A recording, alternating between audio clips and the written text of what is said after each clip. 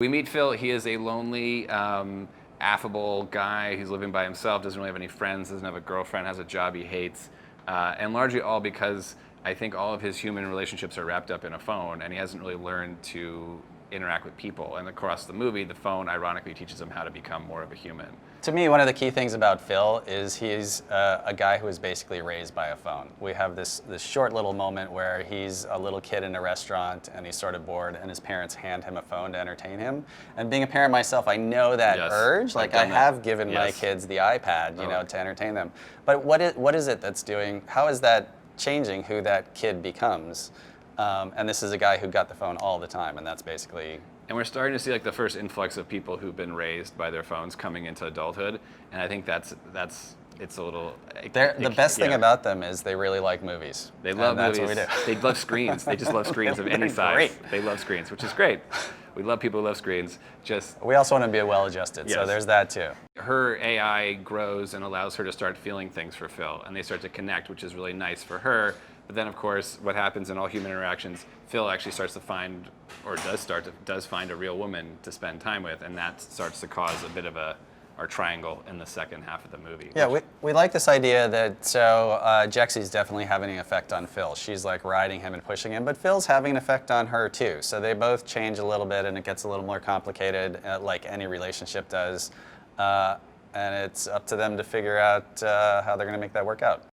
We love Michael Pena. Yeah, he's so funny and he's so talented, and he did an amazing job of sort of embodying this this crazy place that is just trying to like be frenetic and hype up the clicks, and the guy's a nut, and we love him. That was our first week of shooting, was with Michael, and so like we had to get him all in 1 week because he had to go off and do another movie.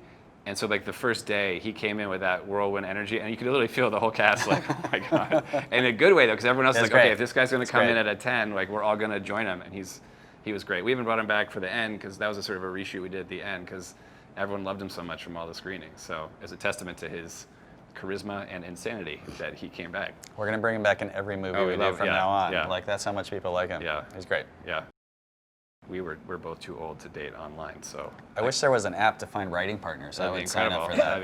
I'm like swipe left. The whole movie, which I think people won't realize, Adam was performing basically to a phone. It wasn't even turned on. Like it was just like it wasn't doing anything. It was a gray screen. And it was a gray screen, and he would just bring it. Like he's so funny and in the moment and authentic. And you know, we would definitely like have him do the script, but then he'd go and he'd riff and he'd come up with his own stuff, and you could throw half jokes and he'd turn it into something. He's just really strong comedically. Yeah. It's hard to find those guys who can play that middle role in some ways. Like usually there's the super loud guy who can do sort of the punchlines, but that guy can't really carry a movie because they're just like, they're all jokes. And Adam has a really nice way of sort of centering the whole movie. And like you said, it's really hard. Like what he did was really hard. At the end, it doesn't really look like it because it's like, oh, there's all the lights and the music and all the things make it seem. But it's like, there's like hours and hours of takes of him just in a room with a thing. And he's got to make that funny. And there's nothing else around him that's helping him. He can't play off other things. Yeah, we had days where we'd show up, we're like, oh, this whole day is like a 6-page scene of Adam in a phone. Like, and he'd blow through it. He was great. Yeah. I think one of the tricks for me to making a really funny movie is you hire really funny people, and then it doesn't like land on our writing. They just bring it, right? We don't have to do anything. And I think we got really lucky. We were able to get some really funny people in the movie. I think Michael Pena's hilarious, Wanda Sykes, Charlene, Ron, they're all like really funny. They're also all stand-ups. I mean, like with the exception of Pena, they're all stand-up comedians so they're used to taking ideas, they're used to thinking on their feet. And we love working with anyone with any sort of comedic background because truthfully, like sometimes in the casting meetings, they're like, well, this guy's really cute, and you're like, nah, we're not doing a cute movie. We're doing a comedy. We want the funniest people out there. We're not doing still photos in a magazine where they're pretty. Like they have to actually land jokes. Yeah, we sincerely believe in comedic talent. Like people who are funny, all you do is you hire them, and then you just like turn on the cameras, and it makes our job so much easier. ハングオーバーの脚本家が生んだニューヒロイン。Hello, my name is Jexi. ジェクシーを買ったのは冴えないオタク。I got you some new outfits. I control all of your accounts. I can't make your life better. 人生のトレーナーがついた彼には Just play kickball. 友達ができ、昇進が決まり、 Great, go talk to her. そして、Hi. 初めての恋人ができた。I couldn't have done this without you, right? I know, you should be with me. だが恋人が優先される時、彼女は You are going to pay for this, you motherfucker.